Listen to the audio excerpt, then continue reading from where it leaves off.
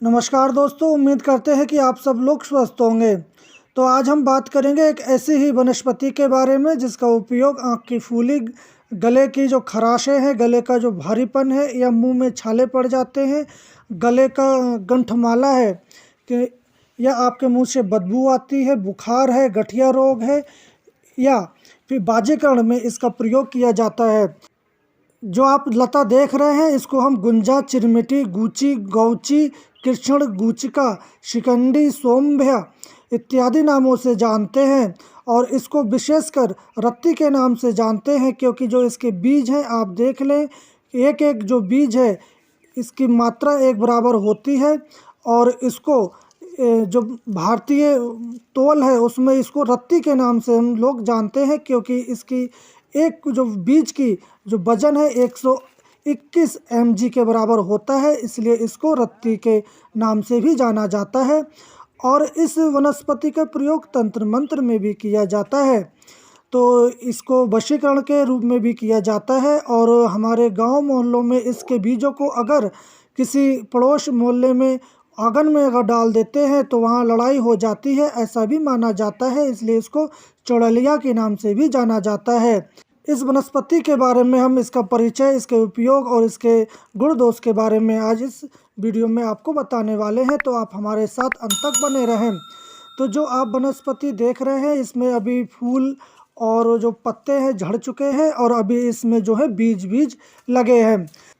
इसकी जो लता है इसको पराश्रयी मानते हैं क्योंकि ये पेड़ पौधे, झाड़ी झंकड़, पत्थरों के ऊपर ये चढ़ जाती है, ये दूसरों पर निर्भर रहती है। इसकी जो शाखाएं हैं ये लचीली होती है। इसके जो पत्ते हैं इमली की तरह होते हैं जो भी झड़ चुके हैं और ये खाने में मीठे लगते हैं। कई जगह पर इसके जो पत्ते हैं पान में रख कर खाए जाते हैं।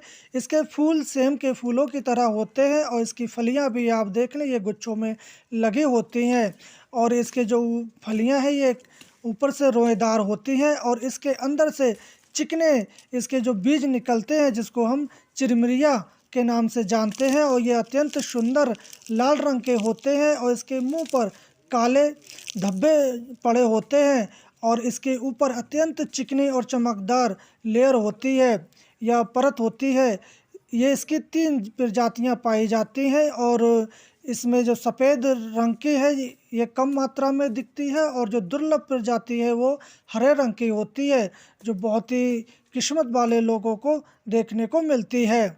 ये जो तीनों गुंजाएं हैं ये स्वाद में कड़वी होती हैं और ये गर्म तासीर की होती हैं। ये चर्म रोग, बालों के लिए रुचिकारक, शीतल, वीर्यवर्धक, नेत्रों की फूली, पित्त, इंद्रियलुप्त, कृमि, कोढ़, कुष्ठ, ज्वर, वात, विरम, गठिया या जोड़ों के दर्द में इसका प्रयोग किया जाता है और इनके जो बीज हैं ये ववन कारक या पेट के जो दर्द है उसको नष्ट करने वाले होते हैं और इसकी जो पत्ते और जड़ हैं वो विषनाशक होते हैं और इसके जो पत्ते और जड़ स्वाद में मीठे होते हैं और इसकी जो तासीर है वो ठंडी होती है।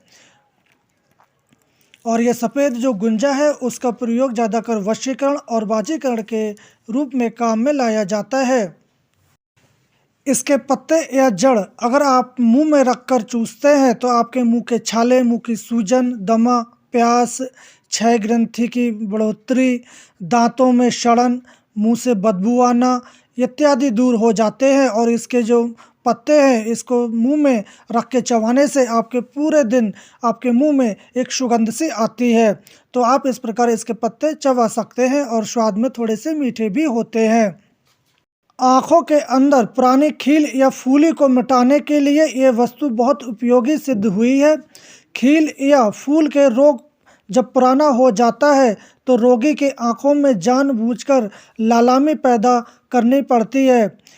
इसके बिना ये रोग नष्ट नहीं हो सकता, इसलिए ऐसे रोगियों की आँखों में चिरमिटी का उपयोग किया जाता है। जो रक्तहीन और फीकी आँखें सुर्ख तथा लाल हो जाती हैं और इसके द्वारा खील और फूली में रक्त का संचार होकर वो नष्ट हो जाती है।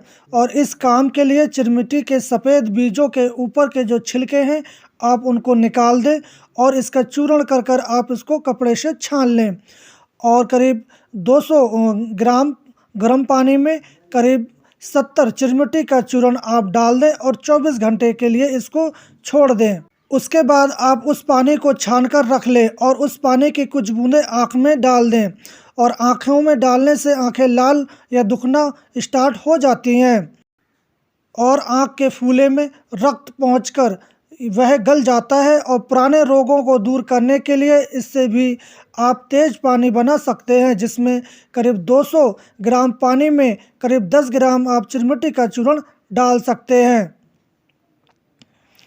अगर आँखों में तेज़ जलन होती है और बहुत दुखती हैं तो आप ऐसे में इमली के बीजों को पानी में गर्म कर उसको छानकर आप आँखों में डालें और शाम को उसको आँखों पर लेप भी कर सकते हैं। और शाम को सोते टाइम उसमें आँखों में आप देसी घी भी डाल सकते हैं।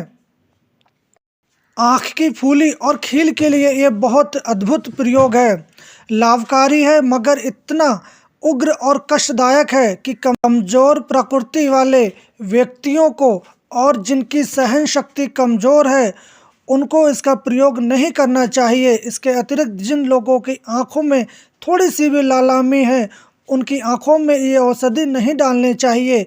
ये प्रयोग अनुभवी वैद्य के द्वारा ही उपयोग करना चाहिए। पर आप इसके चिरमिटी के जो मगज़ है उसको आप निकाल लें और तिल के तेल में आप मिलाकर रख लें और सोते वक्त आप मुंह पर मसल कर सुबह को उसको धो लें तो आपके चेहरे की जो झाइयाँ हैं, मुहासे हैं, मिट जाते हैं। मासिक धर्म के बाद आप इस बीजों को 2 से 3 आप निगल जाते हैं तो आपके गर्भ ठहरना बंद हो जाता है। आपको अगर सफ़ेद चिरमिटी ना मिले तो आप इस लाल चिरमिटी का भी प्रयोग कर सकते हैं। अगर आप इसका ज़्यादा सेवन करते हैं तो आपको उल्टी और दस्त भी हो सकते हैं, तो आप 1 से 2 चिरमिटी का प्रयोग कर सकते हैं। इस चिरमिटी का प्रयोग करने से पहले आप इसके जो ऊपर का कवर है उसको निकाल दें और इसका गिरी का ही प्रयोग करें।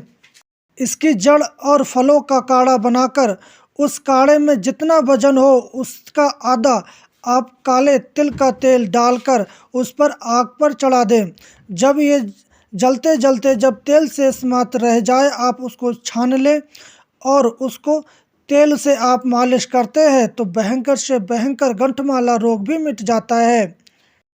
लिकोरिया या श्वेत पिदर होने पर आप इसकी जड़ को रात भर पानी में भिगो कर रखें और सुबह छानकर आप पी लेते हैं तो श्वेत पिदर या लिकोरिया भी मिट जाती है। कुत्ते वाली खांसी या कुकर खांसी होने पर आप इसकी जड़ को 2.5 से 3 तोला की मात्रा में और उसके साथ थोड़ा सा सोंठ मिलाकर आप सेवन करवाते हैं तो आपकी कुकर खांसी भी मिट जाती है। अर्थराइटिस या गठिया जोड़ों के दर्द होने पर आप ऐसे में इसके चिरमिटी के जो बीज हैं आप ले लें और इसको किसी सिल पर आप इसकी चटनी बना लें और अगर 200 ग्राम इसकी चटनी है तो आप इसको 500 ग्राम तिली का तेल और 100 ग्राम इसमें पानी डालकर इसको मंद आंच पर पकाएं। जब पकते पकते तेल शेष मात्र रह जाए आप इसको छानकर रख लें और जिस जगह आपको दर्द है उस जगह आप इस तेल की मालिश करते हैं तो आपके अर्थराइटिस, गठिया रोग या जोड़ों के दर्द में बहुत ही आराम होता है। अगर आप इसका तेल नहीं बना सकते तो आप इसके पत्तों को भी लाकर इसकी पुलटश आप जोड़ों पर बांधते हैं तो भी आपके जोड़ों के दर्द में बहुत आराम होता है।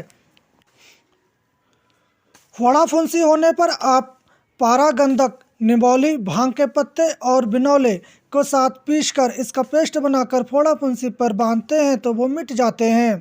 पुरुषार्थ वृद्धि, बल वृद्धि या वीर्य वृद्धि के लिए आप चिरमिट्टी के बीज और कांच के बीज दोनों को आप ले लें बराबर मात्रा में और दोलन यंत्र द्वारा आप इसको सिद्ध कर लें और इनके सिद्ध करने के बाद आप इसका चूर्ण कर लें और चूर्ण के बाद आप इसको सुबह और शाम दूध के साथ सेवन करते हैं तो आपके शरीर में वीर्य, बल और ताकत की वृद्धि होती है। सिर दर्द होने पर आप इसके बीजों का चूर्ण सूंघने से आपके तेज सिर दर्द भी मिट जाता है। आधा शीशी में आप इसकी जड़ को पानी में घिसकर इसका 1 से 2 बूंद नाक में टपकाते हैं तो आपके आधा शीशी का दर्द भी मिट जाता है। इस प्रकार ये चिरमिटी या गुंजा रत्ती आपको भारतवर्ष में हर जगह आपको आसानी से मिल जाती है तो इस प्रकार आप इसका प्रयोग कर सकते हैं और इसको बच्चों की पहुंच से दूर रखें क्योंकि ये बहुत ही गर्म या विषैली वनस्पति मानी जाती है। अगर आप इसका अधिक सेवन कर लेते हैं तो आपको दस्त उल्टी हो सकती है और आपको कमज़ोरी और बेचैनी भी पैदा कर सकती है। तो इसके विष को दूर करने के लिए आप दूध और बेल का जो गूदा है उसको आप ले सकते हैं और इसकी मात्रा आप 1 रत्ती से 1.5 रत्ती तक आप सेवन कर सकते हैं। अगर आप इसका प्रयोग किसी विशेष बीमारी में आप करते हैं तो आप किसी वैद्य के अनुसार इसका सेवन कर सकते हैं। तो आप इस गुंजा और रत्ती के बारे में क्या जानते हैं और आप इसका प्रयोग किस प्रकार करते हैं, आप हमें कमेंट बॉक्स में ज़रूर बताएं। अगर आपको ये जानकारी यूज़फुल लगे तो आप इसको लाइक करें, शेयर करें और हमारे चैनल को सब्सक्राइब करना ना भूलें। और हम कल फिर मिलेंगे एक ऐसी ही औषधीय जानकारी के साथ। तब तक के लिए जय हिंद।